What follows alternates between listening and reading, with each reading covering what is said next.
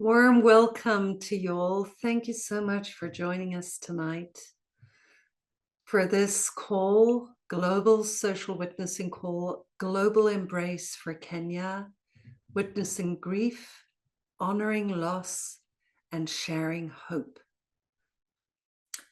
And this call grew out of the Pocket Project network fields when the world heard on the 1st of July that at least 39 people had been killed and hundreds more injured in anti-government demonstrations in Kenya.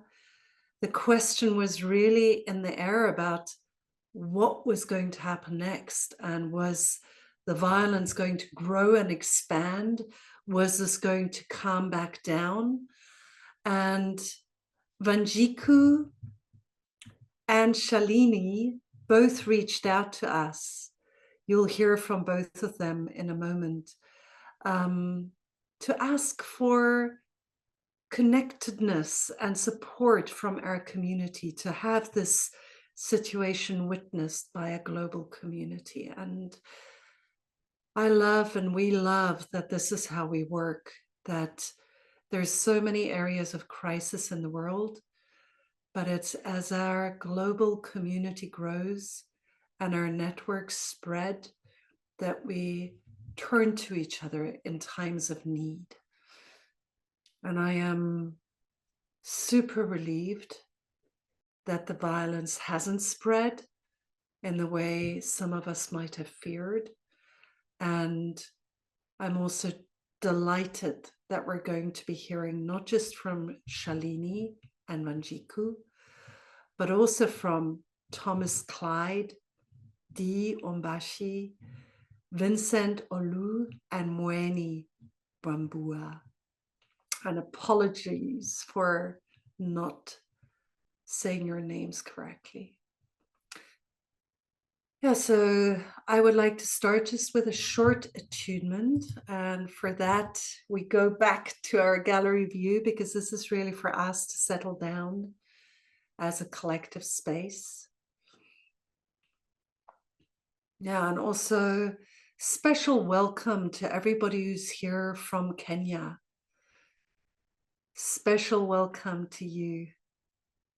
Thank you for being here. Thank you for bringing your presence.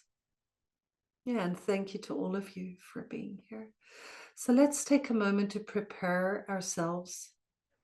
As in the global social witnessing, what we do is that we practice using our body, our hearts, our grounding on the earth as an instrument. And very often in the news of today, we receive a lot of information on a mental level, and we hear these numbers. And we try and grasp it with our minds. But really what we're here to do today is not to grasp it, but to make space for each other, to feel each other, to open our hearts, to create a space where this heart resonates with your heart while you share. And not only can we practice coming back to feeling our global family, but we can also practice, just depending on where we are in the world, the ancestry that we have, to maybe also be inspired to pick up responsibility for the past. These demonstrations also have been triggered by a situation in Kenya that is fed by a global economic situation, the situation that Kenya is needing to pay back debts to Western countries. So all of this is part of it. We're all part of the experience that Kenya is having. We're all part of the experience that other war zones in the world are having. Yeah, so I invite us all just to take a moment to check in with this beautiful instrument that we have.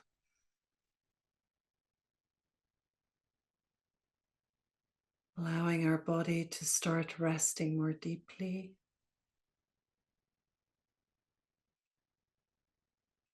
Allowing our breath to really come home as a tool of self-regulation.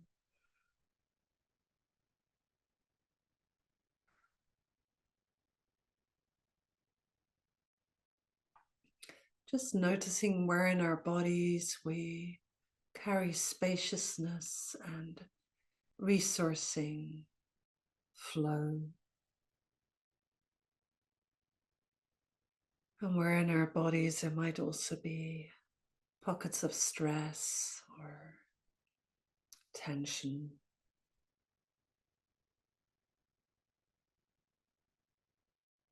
And just soften towards ourselves.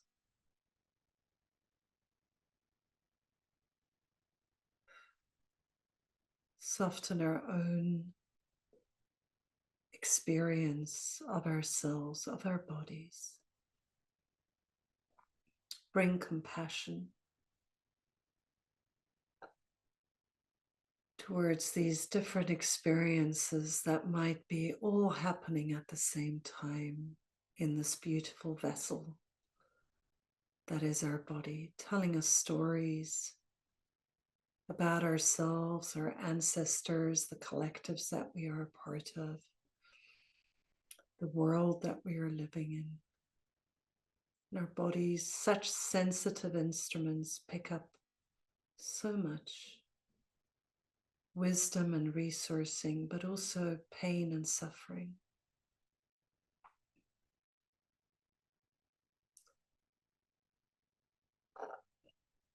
Yeah, and also making space for our emotions, for our minds to settle.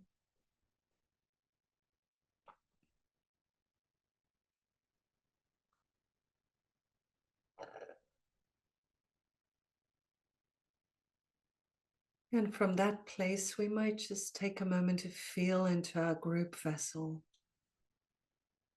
and realize that none of us is here alone, that even though this is an online call, we're in a Zoom space, that the magic of being human and carrying a human nervous system means that we can feel each other across space and time.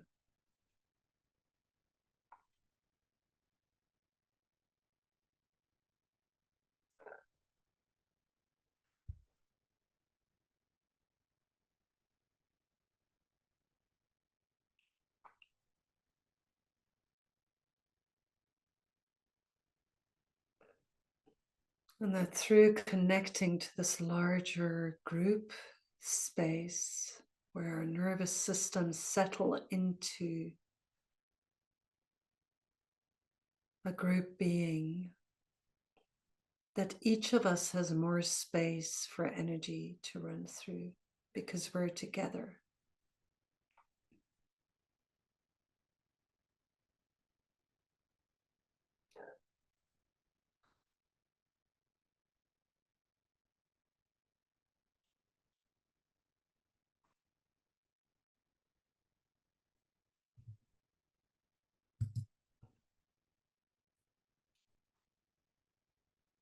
And you might, whenever it feels right for you, also open your eyes slowly.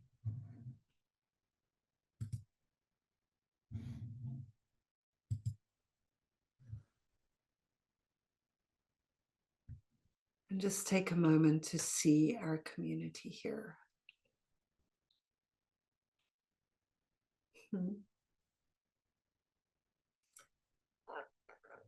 Yeah, and today we're mainly going to hear from our friends from Kenya. I'll ask Wanjîkū in a moment to start for us. And she'll pass it on to Shalini, and Shalini will pass it on to Dee, who will pass it on. So we'll hear from a group of people. In the meantime, you're very, very welcome to just write a few words in the chat about where you're calling from, maybe also what is calling you to be here today. Yeah, and we'll move through this. Maybe sometimes I might come in or somebody else just to ask us to take a moment and come back to our bodies. So the practice is for each of you to keep relating back to your embodied being here and notice how what is shared touches you. Where are the moments maybe where something that you hear is strong and it triggers your body? Can you allow that to run through, maybe also reconnect to the group field? Notice where you can turn towards, where there's a tendency in you to turn away. Yeah, not to judge yourself for that. You know, there's old intelligence in the way that we manage the impressions that life brings to us, but it's a possibility to get to know you and the world, in this case, our beautiful friends from Kenya and the Kenyan reality more deeply. Yeah, and with that, I'll hand over to you. Yeah, and just to let you know that Wanjîkū is an integrated well-being practitioner, a teacher, author, spiritual companion who leads a holistic well-being private practice based in Kenya. And she continues to deepen her training on facilitating the healing of ancestral, individual, and collective trauma in the field also of the Pocket Project and with Thomas Hübel. Yeah, and after Wanjîkū, she will pass on to Shalini, and both Shalini and Wanjîkū have been in some of our trainings, international labs, Thomas's trainings for a while. And Shalini is a social entrepreneur, somatic therapist, trauma-informed facilitator who uses an array of primary somatic tools to work with individuals, groups, and businesses to guide towards change and healing. And we have a whole group of therapists who are here with us today. So people who are highly skilled and really bringing their healing presence into the Kenyan society, and also brought their healing presence into the situation that unfolded in Kenya on the day of the protests. Yeah, with that, Wanjîkū, I wonder whether you could actually, before you even start into your time, whether you could just take a moment to welcome us all in Swahili. Thank you so much, Kosha. It's good to gather here and to give this global embrace to Kenya. Karibuni sana. Karibuni kushirikiana na sisi kama Wakenya katika wakati huu wa magumu, wakati wa majonzi, wakati ambao tunatafuta kubadilisha vile mambo yanavyoendelea katika nchi yetu, ili tuweze kuwa kuwa na uongozi ambao unashughulikia kila mmoja wetu. So karibuni sana. Thank you for all who have joined us during this time. There's a lot of tears, a lot of sorrow, a lot of agitation, so that we can have better for ourselves and for the generations that are to come. Thank you. Stella, if you would share my slide.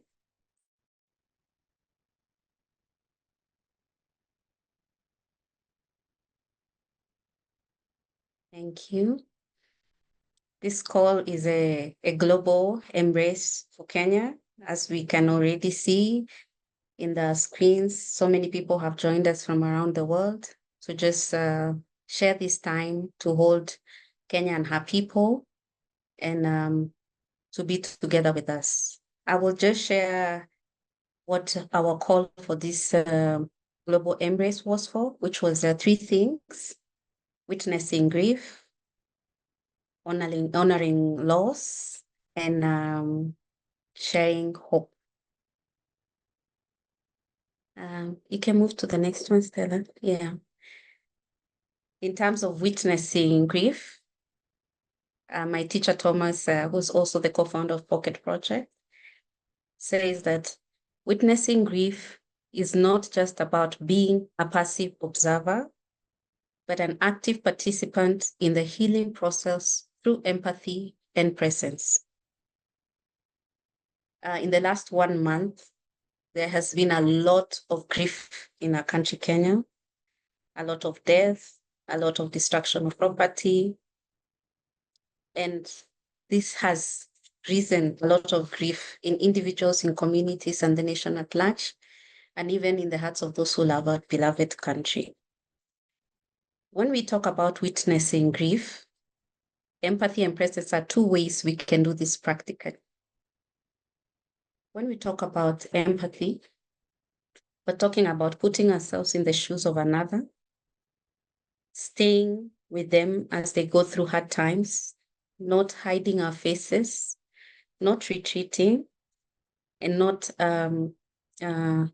keeping off or not wanting to deal with hard things like what is happening in Kenya today. Thomas normally says that when you are empathetic towards a person, you all get into this feeling of, I feel you feeling me. If you have empathy towards me, what happens inside me is that I will feel you feeling me. When I have empathy towards you, you will feel me feeling you. Presence is a practice like what we are doing right now, being together, gathering together.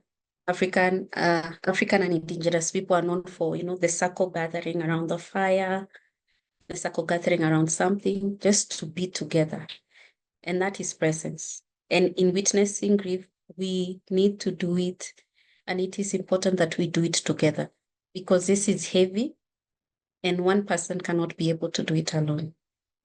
So in witnessing grief, we're being called to the two practices of empathy, which leads to I feel you feeling me, and the practice of presence, being with each other, staying with each other. The next thing is honoring grief, honoring loss. Ehime Ora, a healer, says that your body is not a coffin for pain to be buried in. Put it somewhere else. Honoring loss requires us to put our pain outside of our bodies.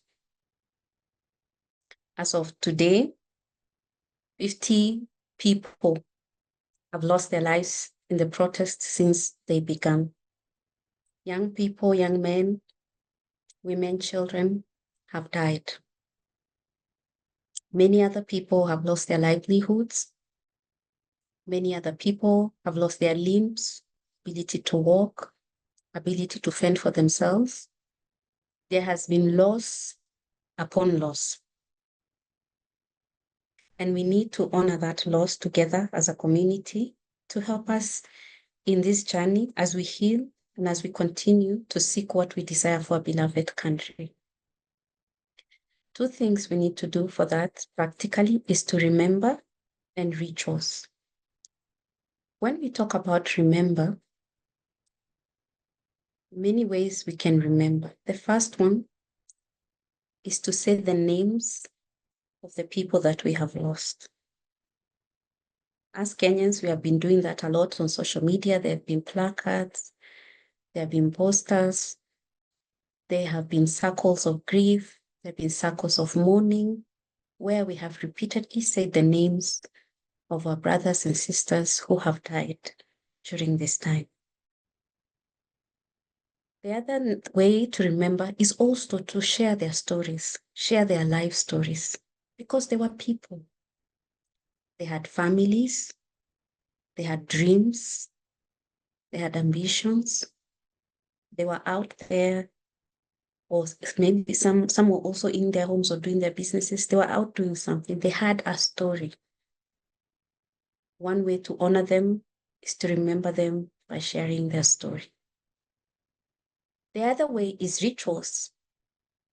And rituals can come in various ways, in various forms, including this gathering here, including wailing and mourning, including writing poems, singing and dancing, including walking into nature, hugging a tree, including setting up spaces where we put pictures, spaces where we put memorabilia to remember the people we have lost.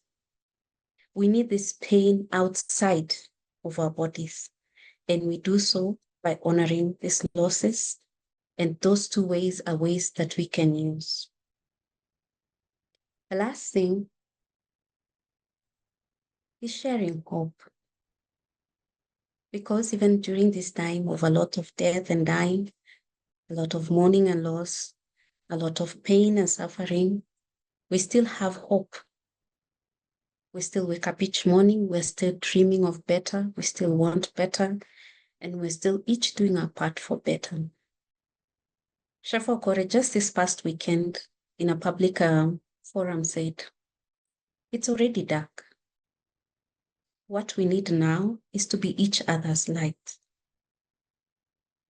What is your light? What can you share with other Kenyans during this time? What is the gift that you can share? Gathered here this evening, we have healers, we have mental health workers, we have people who work in the spiritual space. We have also seen, as this month has gone along, doctors coming together, offering services, lawyers coming together every day, sometimes including into the middle of the night to do their part. We have seen different people, those who have catering services, cooking and offering food. We have seen artists. We have seen people who have money giving. We have seen the singers singing, the poets, writing poets. Everybody has some light. And in sharing hope, the request is that whatever light you have, if you can bring it and share it with other people. So today, and as we continue to give this global embrace for Kenya, as we witness grief, as we honor loss, we also want to share hope. And in sharing hope, I would like to welcome us to a short exercise. If you can put us back to gallery, please. Thank you. If you could just raise your hand and like put them to the box next to you. Try and touch, the box, because we're in boxes. Yes. Just try and touch the box next to you and feel into the person. My people are Kosha and Stella. Whoever is your box, just try and feel into that box, share energy with that box and share your light and be together with that box. Just feel into that box, because what we want to share is hope. We want to share hope into these boxes that we have. Yeah, together. And I will end with a song. I'm not the best singer, but I would like to welcome us into a song. You can sing together with me, but I'll be the only one on the mic. Because one way that we share hope is by sharing our light. And I have my candle here to help me with my song. So as we share hope, we can sing together. This little light of mine, I'm gonna let it shine. This little light of mine, I'm gonna let it shine. This little light of mine, I'm gonna let it shine. Let it shine, let it shine, let it shine. That's the call to all of us. Let our light shine. Thank you so much. Thank you so much. Yeah, thank you so much, Wanjîkū. Let's just take a moment to let that settle. And notice how your voice, the words spoken in Swahili, bringing in the culture, your words really bringing in the situation now. And also the pacing, how much we can feel through your body, your voice, your ancestors standing behind you. And just noticing how our bodies are touched and in what ways our hearts are touched.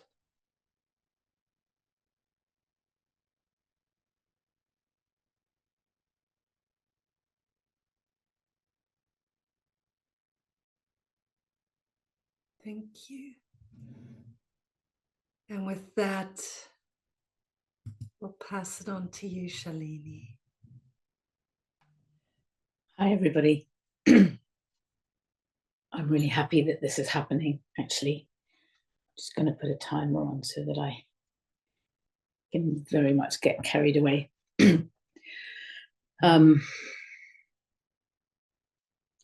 Actually, I thought I might just say, I was thinking about how I hear this often, obviously, of how can I be Kenyan? I don't sound it. I don't look it. But I guess, in fact, I am actually from what's officially the 48th tribe, which is the Indians who came and settled in Kenya. My parents moved there following partition in 1947 in India.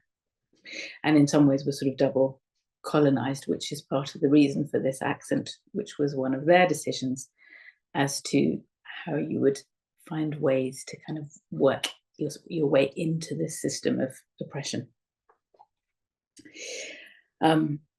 So I just wanted to sort of say that. I've been involved a little bit here and there in a number of different ways in different parts of protest and demonstration over the years. Actually, in Kenya, I was quite involved in 2007, 2008, when I helped convene a group of about 250 writers, and we did a lot of work trying to really make real what was happening in Kenya at the time. And so in some ways, some of what I'm saying, I suppose, comes also from that aspect, even though these days I work in a different way. And it was interesting preparing this because things have been moving so fast since that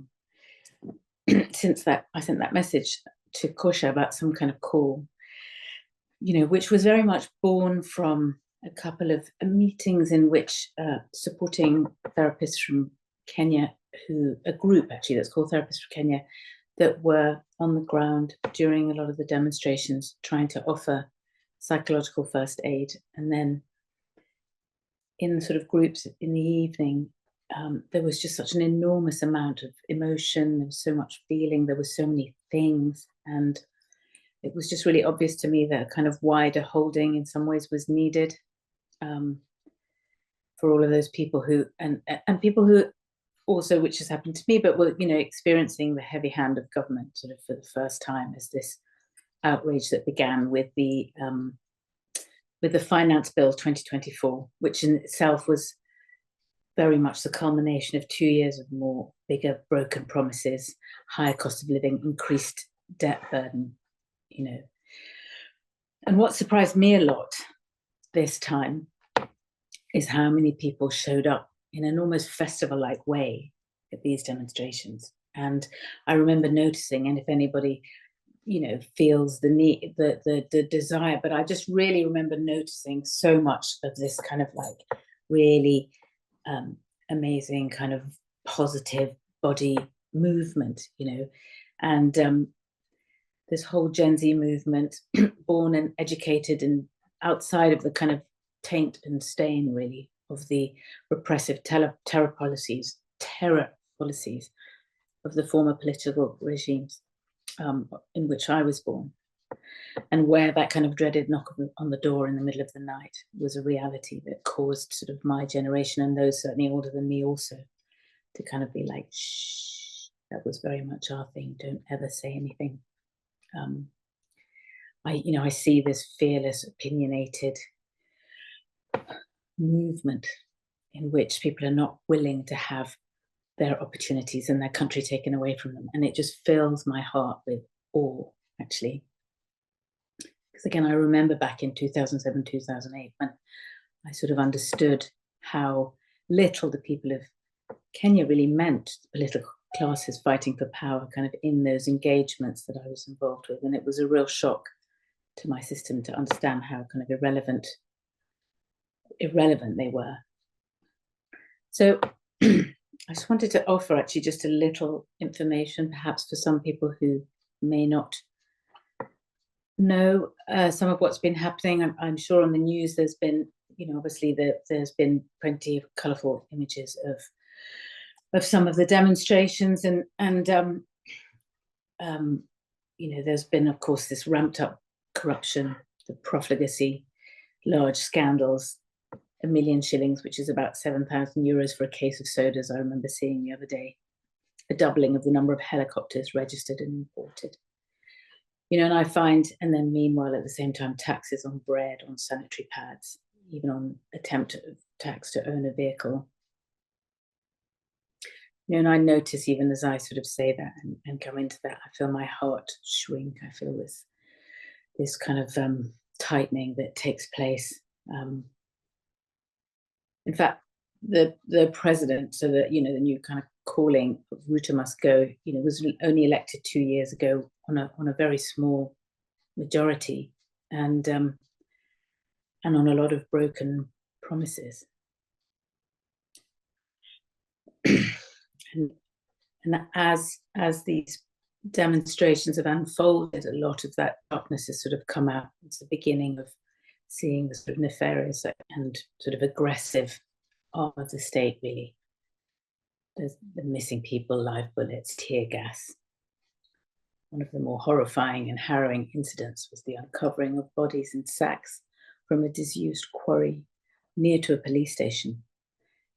And even the uncovering wasn't undertaken by government, but by an ordinary citizen who was attached to this makeshift harness, lowered into the quarry, where he was using a kind of rough polystyrene-looking raft to paddle through rubbish to collect all this stuff, all 5 minutes away from the police station. Utterly heartbreaking. And I've seen with this generation, this witnessing that's been taking place online. Most of the time I see it on X, and people being able to come in, have their say, these incredibly almost erudite conversations, passionate conversations that are taking place within this social media generation with its TikTok capacity, with its kind of guts and ability to both express and create incredible memes, videos, and all that kind of thing. And through all of this, there's just this tremendous unity. And I guess for me, that's where I've seen so much hope in what was a kind of a divided nation for so long in so many different ways. There was these restaurants chucking water bottles for demonstrators. You see all that sort of their toothpaste under their eyes, kind of dodging the pink tear gas. The mosques and the occasional cathedral have opened their doors to medics for Kenya and therapists for Kenya. And I know someone will be, others will speak about that experience. Lawyers, as Wanjîkū mentioned, providing pro bono services to spring those arrested. And this has been happening all over the country. I mean, this is a marathon, and to have this call and just have a bit of space in what's likely to be quite a long process that this formless, leaderless, savvy group of individuals have begun, which has succeeded in having the finance bill, recall the cabinet dismissed. It's just unprecedented. And for me, my hope really is that this kind of chastening of this avaricious political class could lead to cleansing of corruption, a new birth, really, for Kenya. I know for most people, and certainly for myself, that, you know, loyalty to Kenya runs deep. You only see a Kenyan, and I can see also with Wanjîkū the colours on the neck, but most people wearing, you know, beaded bracelet. And that commemoration concert recently held in Nairobi was just a sea of the kind of red, green, and black and white of the flag.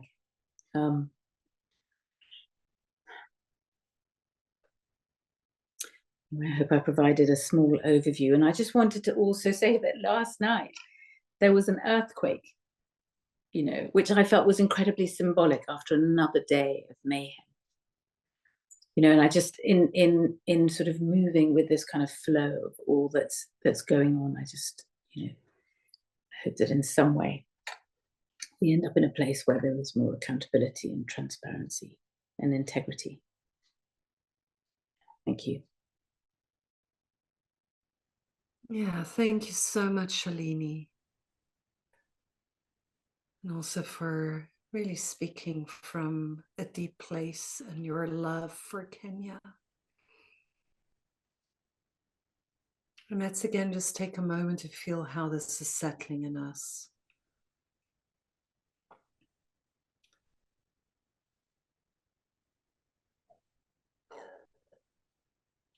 And also feel, you know, the incredible beauty of Wanjîkū and Shalini reaching out to this community for a global holding space. You know, feels so honoring.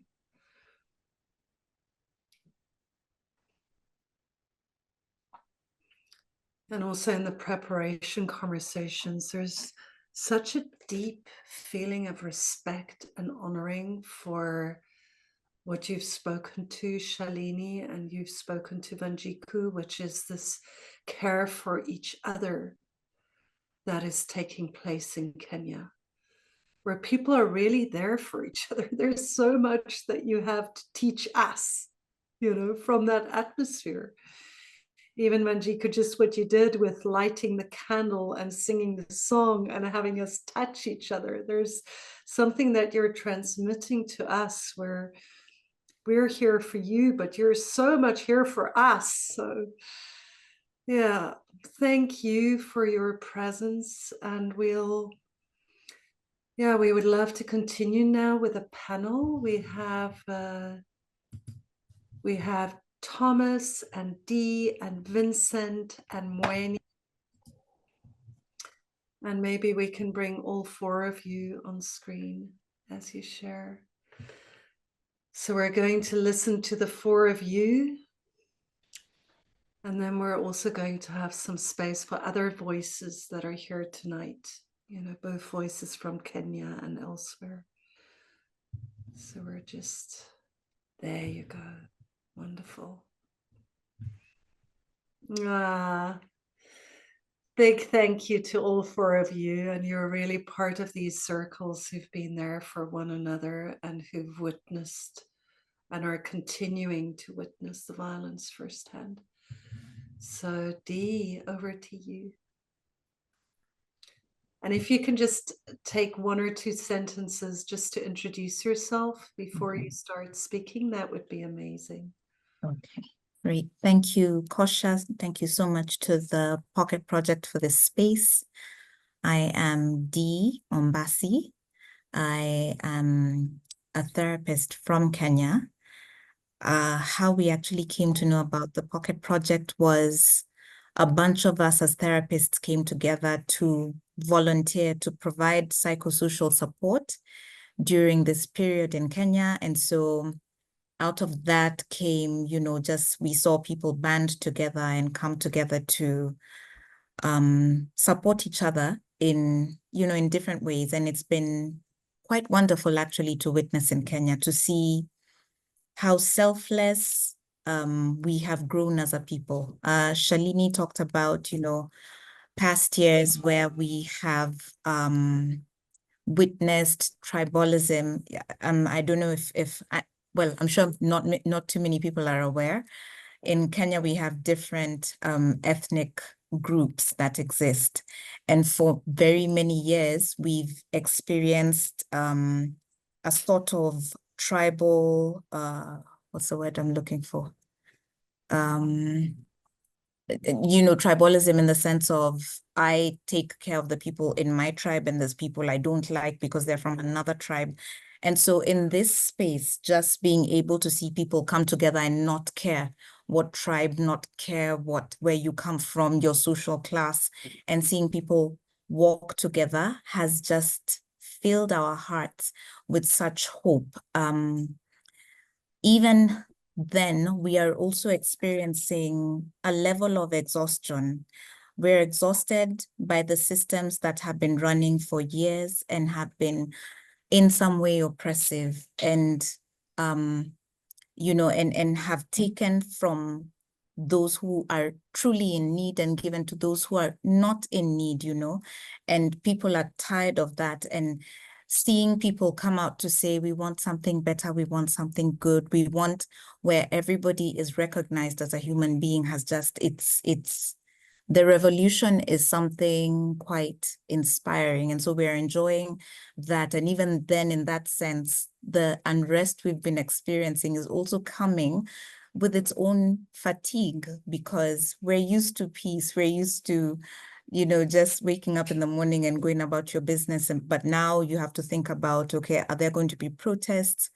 And then unfortunately, we're seeing our police also being in a very heightened space, and being triggered themselves. And I remember just having an experience with a policeman who was rather rough with me with no provocation, and seeing and even having to understand that he too is a human being going through all this. And so we find ourselves in an interesting space where there is both unrest, but there's also hope for a better tomorrow. And so we're just also grateful to have people from across the globe come together to want to be in this space with us, hold space for us, understand with us, feel with us. We are very grateful for that as Kenyans. Thank you very much. I will pass it on to Clyde.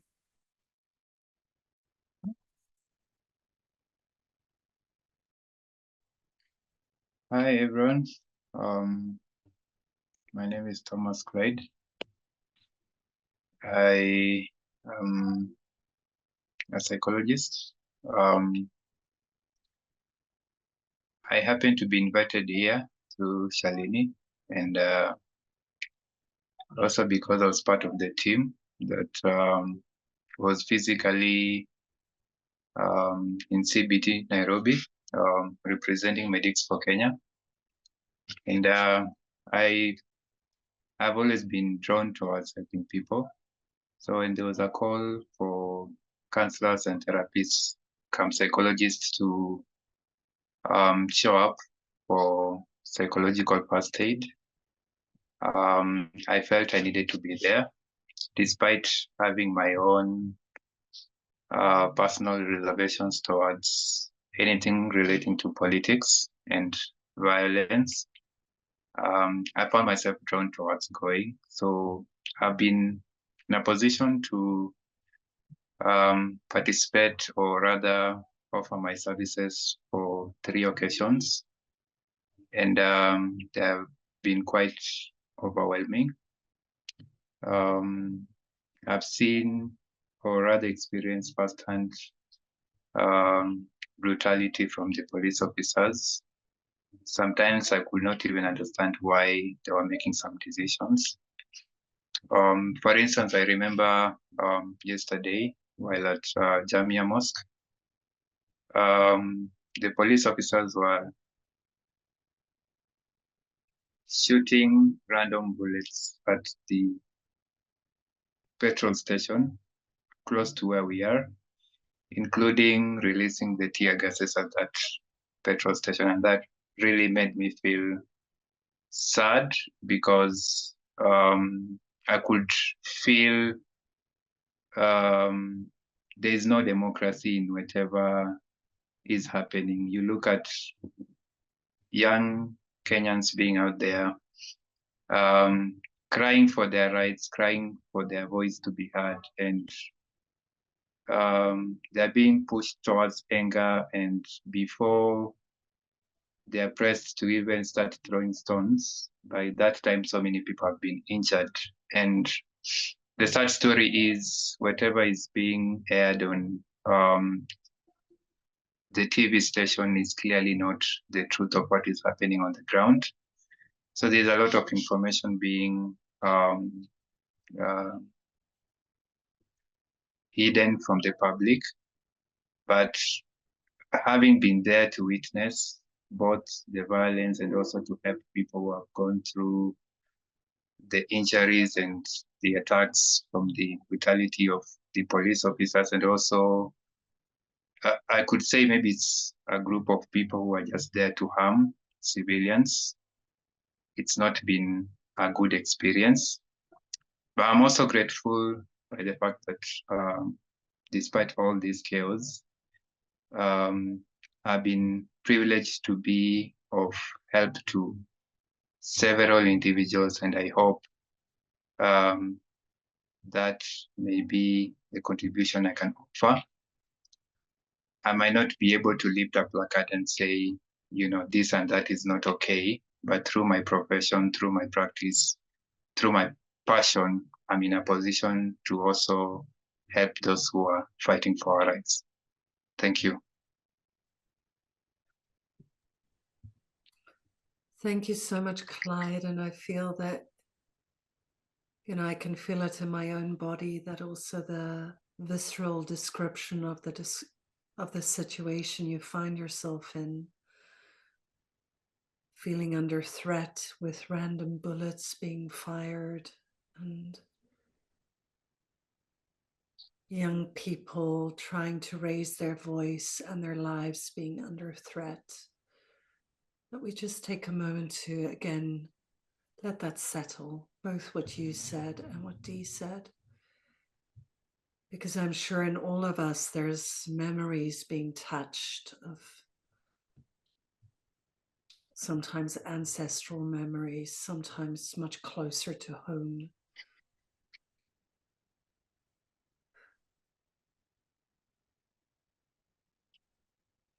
And also just allow you to settle more deeply into us with everything you've been through and everything you've experienced, Clyde, while you've been offering support to others.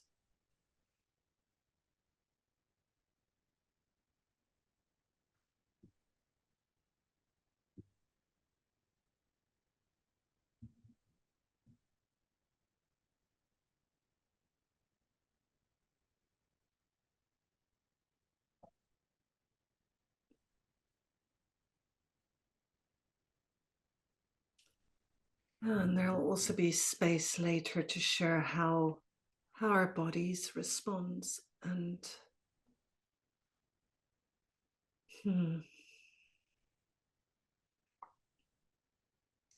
there's such a long history of cruelty and violence between human beings, and such a longing for protection of young lives and all life. So thank you, Clyde. Thank you, Dee. And I think we're going to you, Mweni, next. Good evening, everyone from Nairobi, Kenya.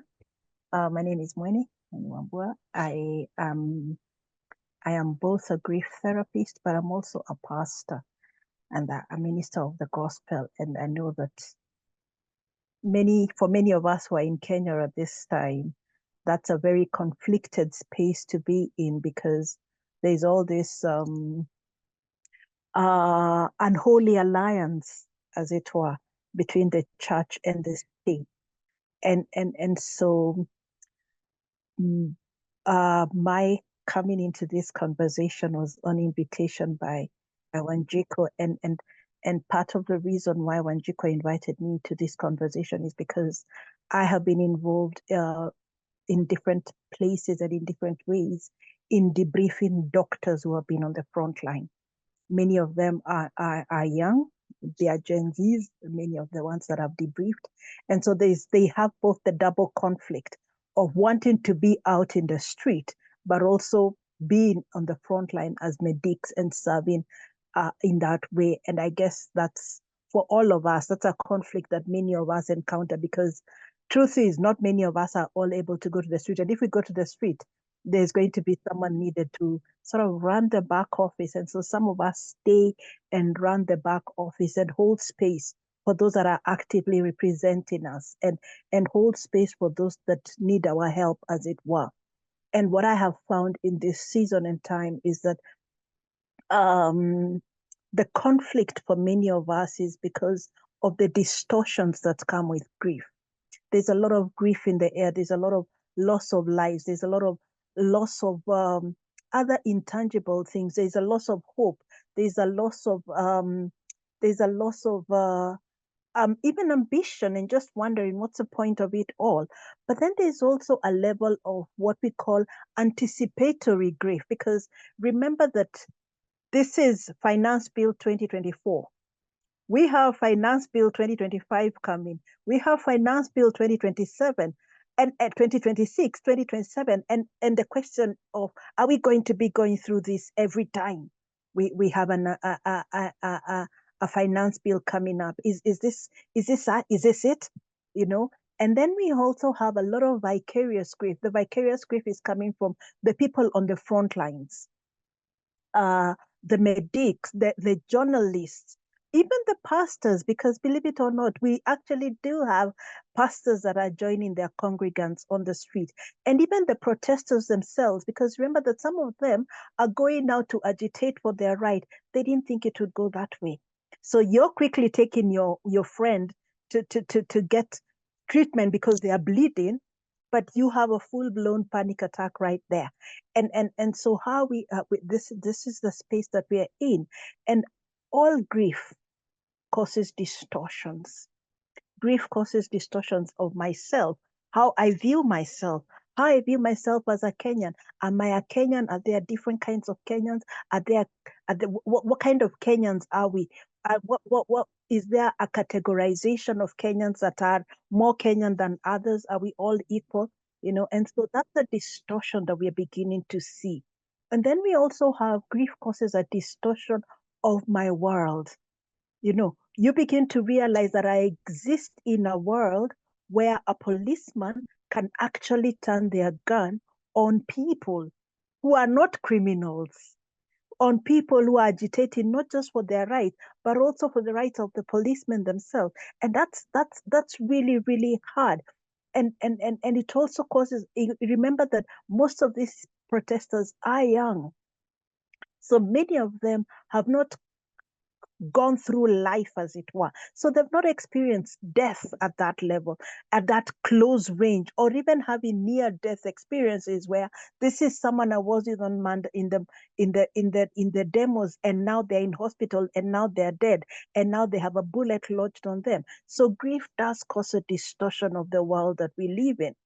And currently, grief does cause a distortion of the divine. Where is God when all this is happening?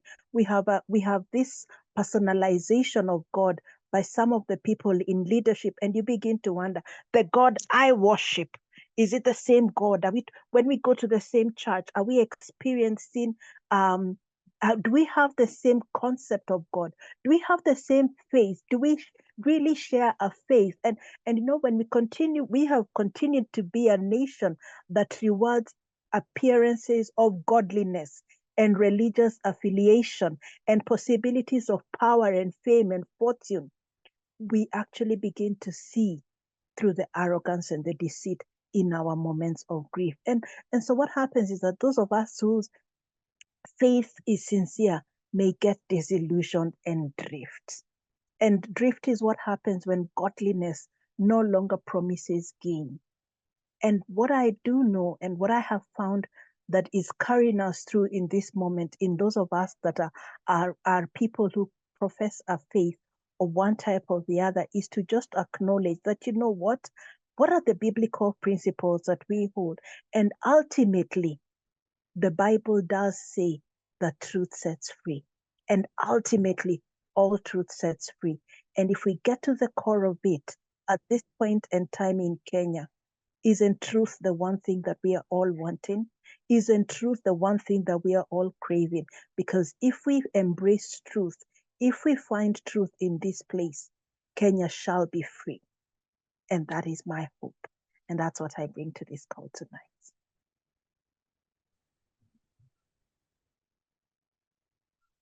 Pass it on to Vincent to speak. Asante.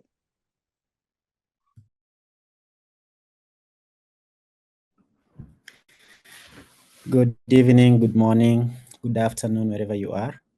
Thank you so much. My name is Vincent Ulo. I am grateful to be here on the invite by Wanjîkū.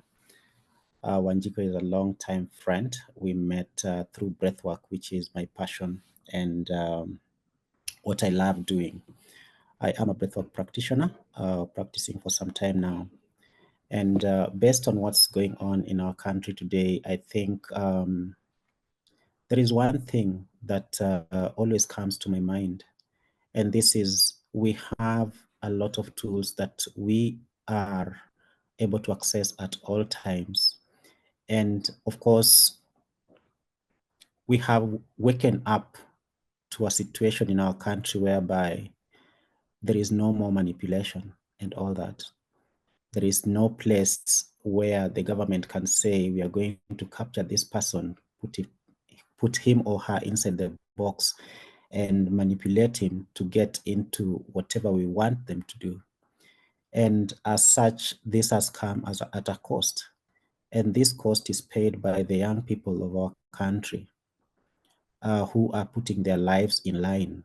And some of them are aware of what they are doing. Some of them are not aware of what is happening, especially to their systems, to their bodies, to their minds and all that, because it is something that is rising for us to stand up for our rights, for us to stand up for what is our own and what we believe in. And my experience with the breath is that a lot of times, whether we are consciously aware or not consciously aware, all the stuff that we go through, like getting shot, being in the presence of violence, being able to listen to or address someone in an arrogant way, or being experiencing like experiences of trauma, all these experiences are stored in our system, in our physical bodies, which some people could say that our body is more like our subconscious mind or our soul. And one of the tools that I know as a person that really helps us to really recenter and bring us back to who we are is the breath. And when we pay attention to how we breathe, it doesn't matter where we are or what is going on with us. It supports us to create more clarity in our minds so that we can be able to again get connected to our bodies. What am I feeling? Where am I feeling it? Is it moving or is it stuck?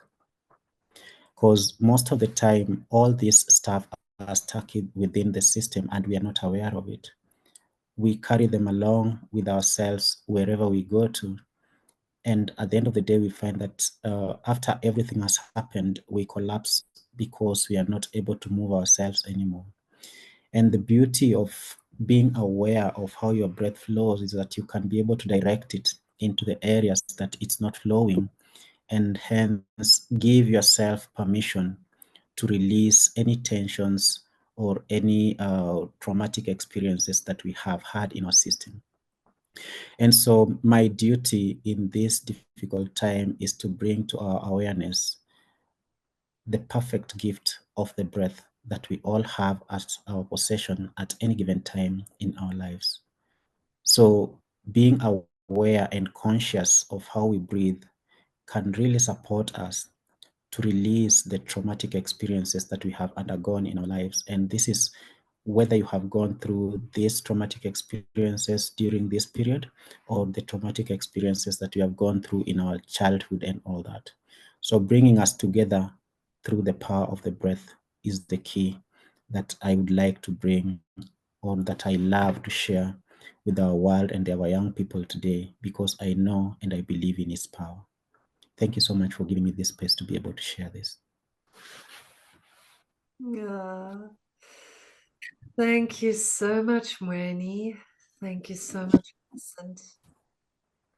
And I'm just really touched to share with you that currently in the war in Ukraine, where the Pocket Project has a trauma relief project that is run by our beautiful Ukrainian team, there's currently 550 people signed up to breathwork sessions, half an hour of breathwork sessions every morning through the work of the Pocket Project, and Daria, Yemets, and Oksana. So it's lovely to feel this connection across the world, from Kenya to Ukraine, in places of challenges that, yeah, and you spoke about it, I think, Dee, these circles of resourcing, and you also, Mweni, you know, that we bring resourcing in different ways, resourcing to resourcing to resourcing, and could really feel that. So thank you so much, all four of you, for not just the vulnerability of your sharings, but also the deep wisdom that each of you brought into the space. I feel so nourished. I think we all feel deeply touched and nourished by being able to be with you in your presence and listen deeply. Thank you. And we'll go back to the gallery view. Yeah, exactly. Now we're just opening a space for all of us. And yeah, maybe as Vincent invited us, that all of us take a moment to connect to our breath and allow our breath to connect us more deeply to both the places in our body where there is space, but also the places in our body that might partake in the grieving, that might share in the shock described.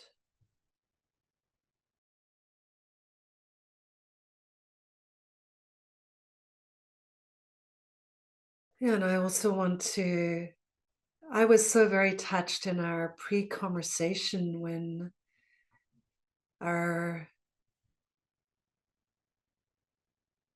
when it was also shared that the movement of the youth standing up and share their truth, bring it out, that this movement is also touching other countries in Africa now.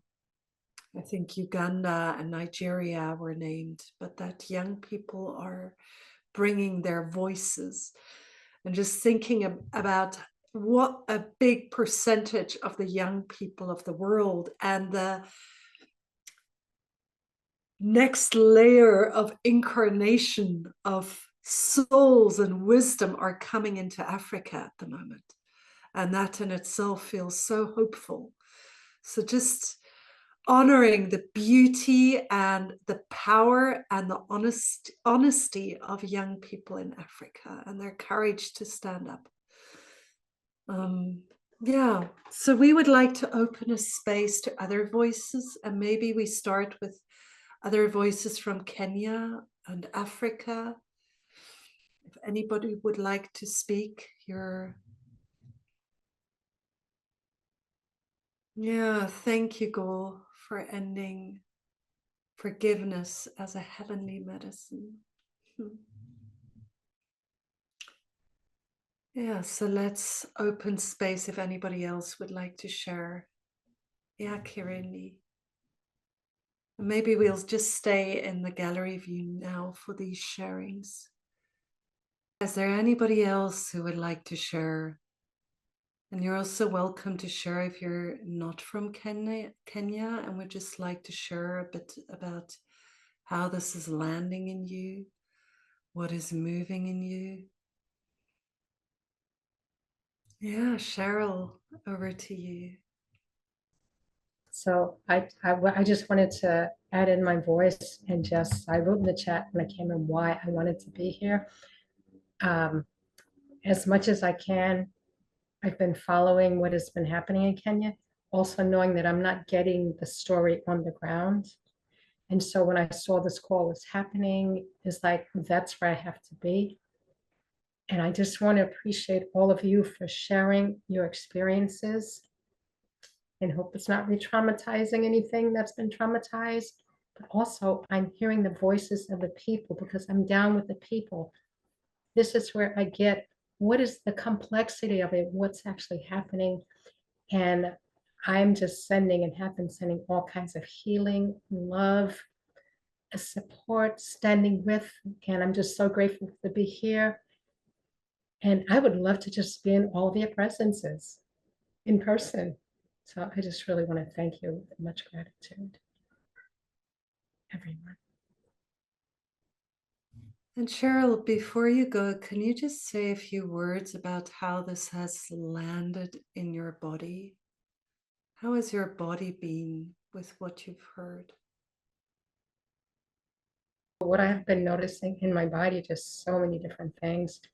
There's a type of hyper, kind of really, what's the word, like this movement kind of going on. And my heart is as well just been really expanding. And I have to keep calling myself back in with my breath, because I am feeling a kind of a hyperness as well. And just that settling of deep gratitude for everyone. Yeah, thank you. That's so helpful to hear. Both the expansion of the heart, but it also feels like a need to allow things to also settle, because it is a lot. Yeah. Yeah, thanks so much, Cheryl.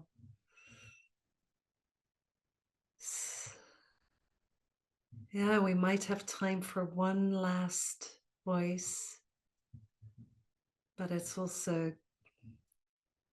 fine if we leave it here.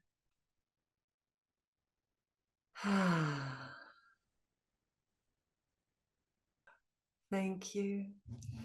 And we'll go to you, Mweni, for a prayer for Kenya. And I think it would be wonderful to spotlight you for this.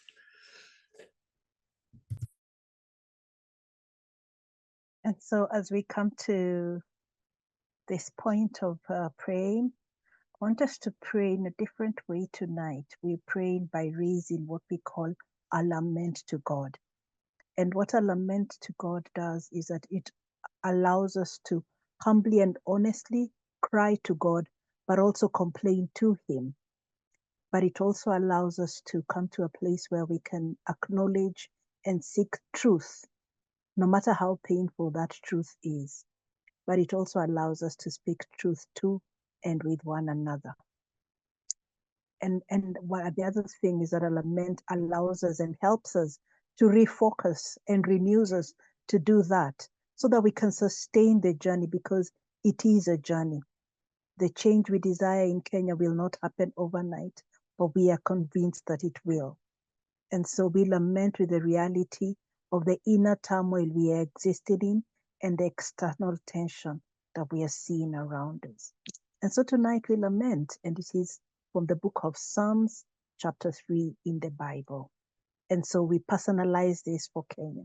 So join me tonight as we raise a lament for Kenya. Oh Lord, how many are Kenyans' foes? How many rise up against Kenya? Many are saying of Kenya, God will not deliver him. But you, O Lord, are a shield around Kenya. You are our glory, the one who lifts high the heads of Kenyans. Kenya calls out to you, Lord, and you, O Lord, answer Kenya from your holy mountain. Kenyans will lie down and sleep.